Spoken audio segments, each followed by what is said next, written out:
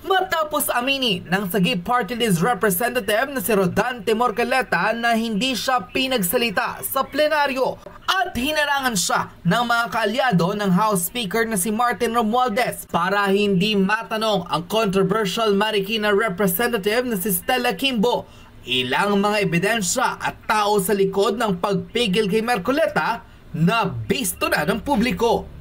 Ito ang balitang hindi nyo dapat palagpasin na siyang nakuhaan mismo sa loob ng plenaryo kung saan kitang-kita ang mga kongresistang hinarangan di umano ang Sagip Party List Representative na si Rodante Morcaleta para mausisa ang mahigit sa 6 na trilyong pisong budget para sa taong 2025.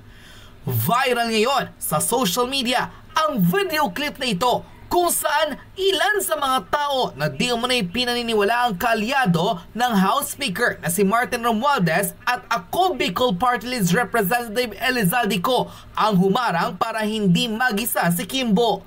Sa nasabing viral video, tila pinangalanan ng maraming netizen ang ilang mga kongresistang humadlang sa mga katanungan ni Morcaleta.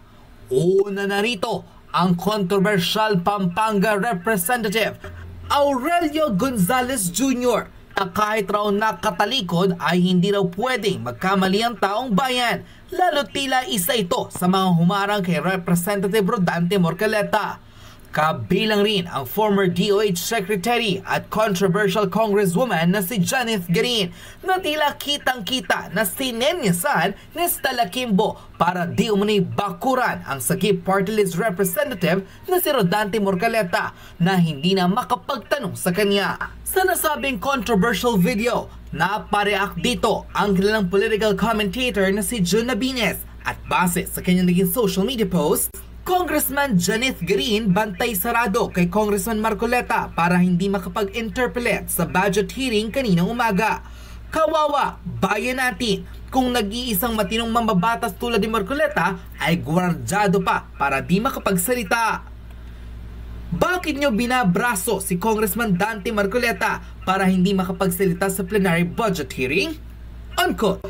Dahil dito, mas lumilinaw na ang nooy naging unang pahayag ni Vice President Sara Duterte na di umano'y tumugma sa ilang obserbasyon ng Sagip Party List Representative na si Rodante Morcaleta na talagang may puwersa sa loob ng Kongreso at di umano'y kontrolado ng ilang mga mambabatas, hindi lamang ang pondo, maging ang ilan pang tiwaling politiko.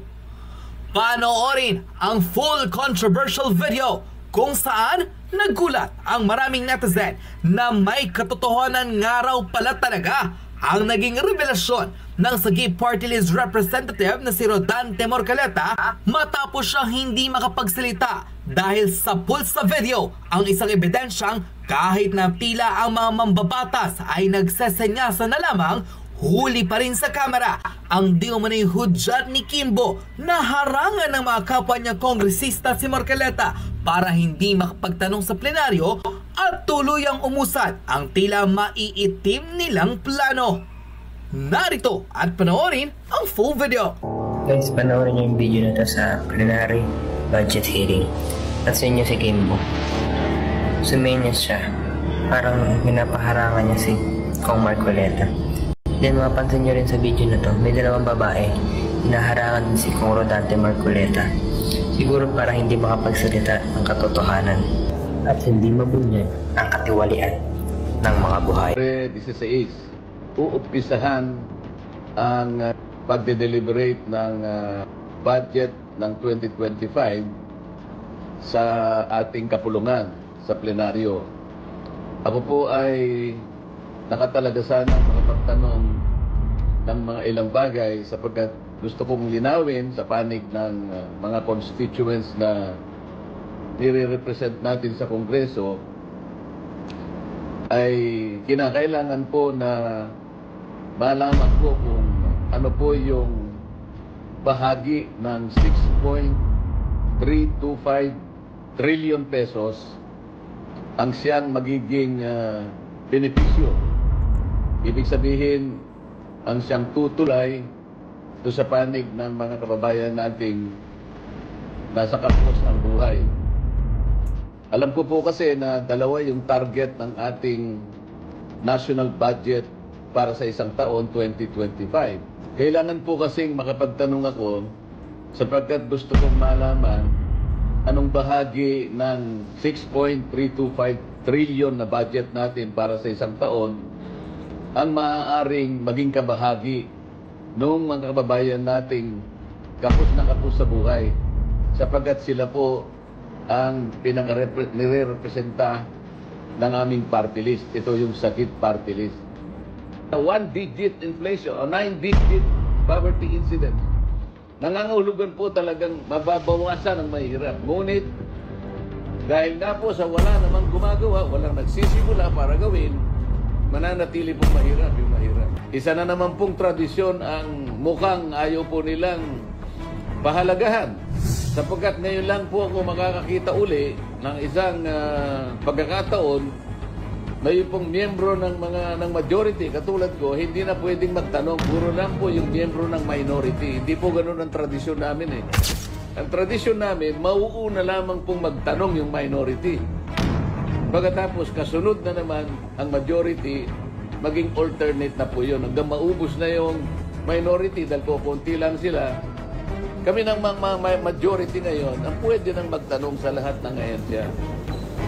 Ngunit hindi po tayo pinayagan. Wala po akong magagawa. Ang akin lamang sanang pagtatanong ay nakatuon lamang do sa tinatawag na general principles. Para lang po yung tono ng pagde-deliberate ng budget ay mailagay natin sa wastong perspektiba. Ngunit kagaya nga po ng aking ipinaliliwanag, ayaw na po nila kaming magtanong sapagkat ang tangi nilang layunin ay tapusin kagad ang deliberation ng budget sa plenaryo sa lalong madaling panahon.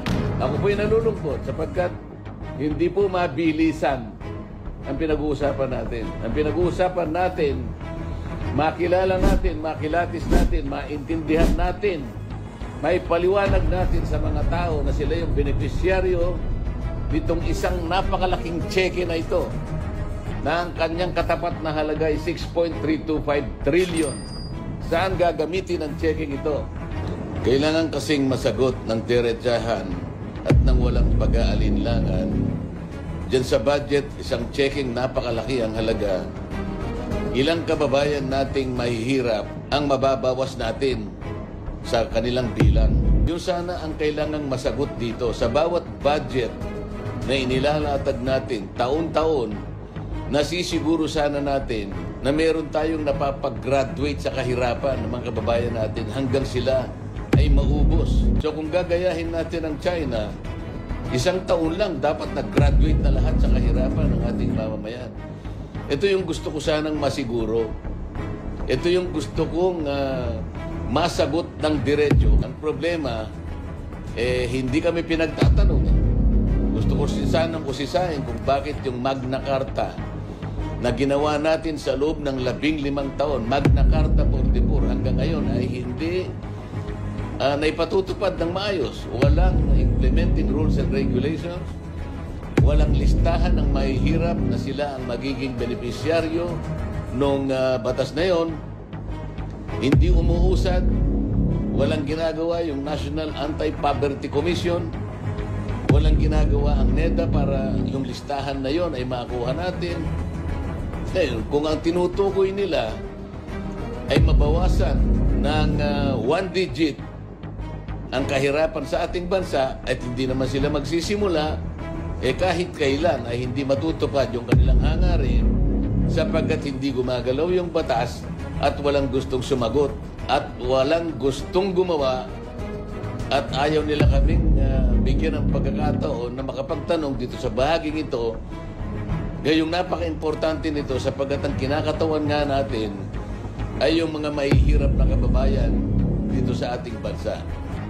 Maraming salamat po at manatili tayong malakas, matatag ang pananampalatayang paniwala sa Diyos na kahit ano pong mangyari, huwag tayong kakala, silaban po natin ang katwiran. Salamat po.